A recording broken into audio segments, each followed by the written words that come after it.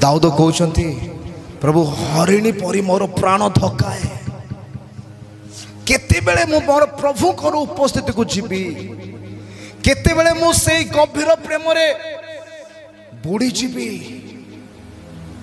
मोर प्रिय माने प्रभु आपन को एते गभीर प्रेम को नेवा पई चाहती जो प्रेम रे ए दुनिया रो सब दुख सब रोग सब चिंता हजि जीव। मोर प्रिय माने धीरे धीरे धीरे धीरे धीरे धीरे से आपन को एते गभीरता भीतर को नहीं कि जीवे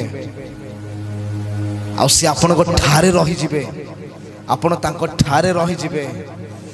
ओ जेते आपन लोक माने देखिबे से माने गोटे गौरव को देखिबे से माने ग्लोरी को देखिबे से माने महिमा को देखिबे से माने आश्चर्य विषय को देखिबे। मोर प्रिय माने ए जगत आपन जेते देखिबो से देखिबो जे ये यीशुंकर अटे बोली ए पृथ्वी जानिबो जे ये यीशुंकर अटे बोली। आमे ओ पछ घुंचा हवा नाही आउ पछ को देखिबा नाही। प्रभु प्रतिदिन मते तुम प्रेम रे वृद्धि कर यह मानकर प्रार्थना हबार आवश्यक अछि।